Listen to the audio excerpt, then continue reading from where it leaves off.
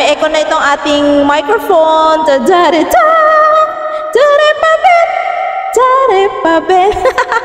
Meron akong regalo sa inyo. Regalo. Hulaan niyo kung ano ito. Wallet ba to?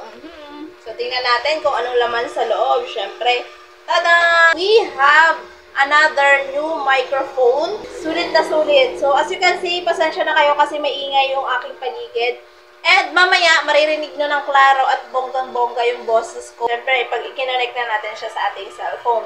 So, as you can see, meron ako ditong microphone na in-order ko lang siya. Isang microphone lang yung kinuha ko.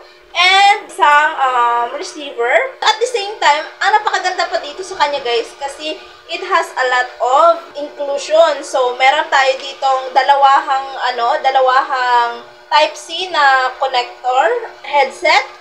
Dalawang Type-C baliktaran kasi ito yung i-connect natin sa cellphone and at the same time sa receiver natin.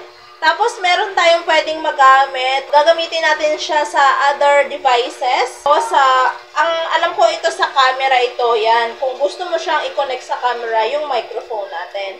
Diba? Napakaganda kasi pwedeng ang dami niyang paggamitan and at the same time, ang dami niyang inclusion na loob na sulit talaga kasi napakaganda ng microphone na to.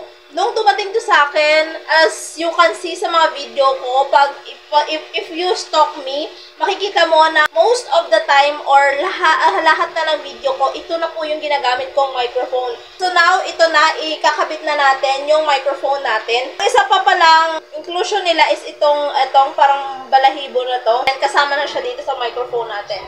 So ilalapag ko lang, and syempre, i-connect natin. So ito, meron siyang on dito. So, dito mo lang i-on.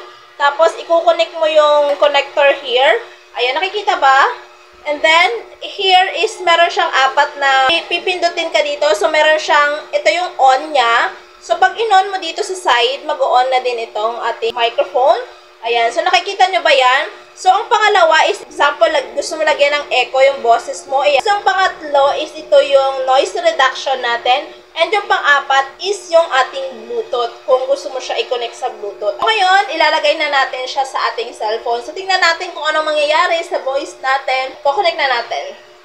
Hi guys! So, ito na yung boses ko using this microphone. So, nakikita nyo ba yung difference ng merong microphone at walang microphone? Ayan. So, ngayon, gagamitan natin ng echo. So, pindutin ko lang here.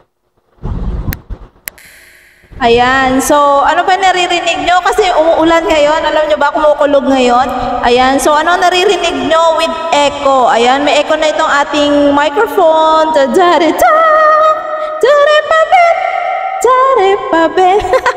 Ayan. So, ano pang hinihintay nyo guys? Mag-check out na rin kayo ng ganitong microphone.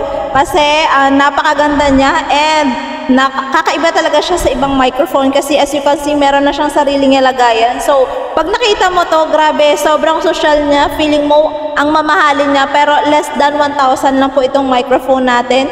Kaya naman, kung ako sa inyo, i-check out nyo na to. Ilalagay ko ang link sa yellow basket. Kaya naman, mag-check out na!